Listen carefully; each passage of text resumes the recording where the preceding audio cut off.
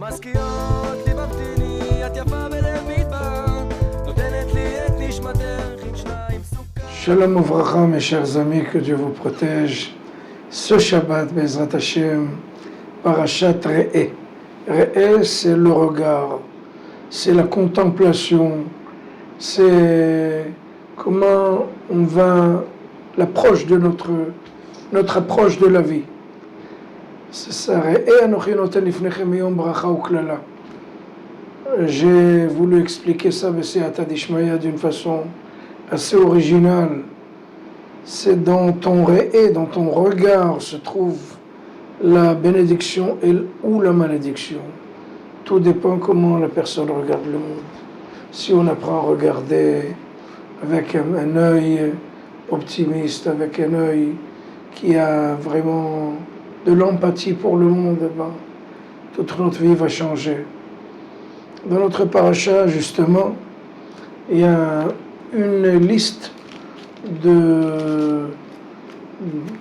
d'oiseaux qui sont vraiment des oiseaux qui vont dévorer d'autres oiseaux, des carnivores.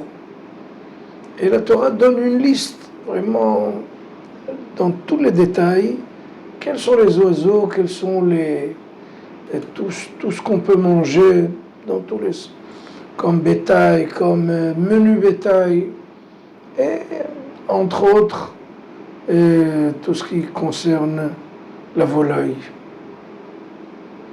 Et là, on voit que la Torah donnait deux noms différents au même oiseau. Une sorte d'aigle qui s'appelle Da'a. Da'a en hébreu, c'est quelque chose qui plane, un planeur. Et on l'a appelé Da'a dans le livre de Vaïkra. Et dans notre paracha, on l'appelle Ra'a, c'est-à-dire un clairvoyant. Et pourquoi il s'appelle comme ça? Le Talmud, dans le traité de Houlin, Samer Gimel, donc 63, dit que Da'a, ce planeur-là, c'est aussi un clairvoyant. Donc, là on l'a appelé le planeur, là on l'appelait le clairvoyant. Et le Talmud dit pourquoi on l'appelle clairvoyant. Parce qu'il voit à des distances, des dizaines de kilomètres, il peut voir quelque chose dans le monde. Il plane très très haut et puis il voit vraiment des trucs très très loin. Il voit ce qu'il doit manger, des rapaces, etc. Et puis il va les dévorer. Et là, le Talmud dit, on l'appelle Ra'a, le clairvoyant, parce qu'il est en Babylone et il arrive à voir des charognes en Israël. Justement, et c'est un oiseau qui est en fait interdit. Pourquoi ne serait-il pas permis s'il a une vue tellement extraordinaire?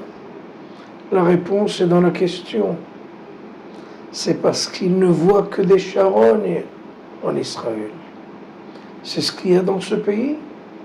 C'est tout ce qu'il y a, Baruch Hashem, un pays, le pays du maître du monde, le plus beau pays sur le globe. C'est ce que ce vautour-là, cet aigle-là, c'est ce qu'il arrive à voir, à discerner des charognes en Israël.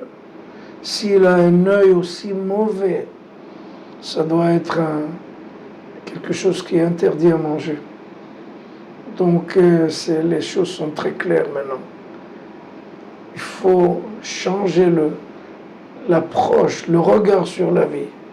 Ce regard peut donner la bénédiction si on a un bon œil, Baruch Hashem, quel bel appartement. Bon, il y a quelques petites retouches, mais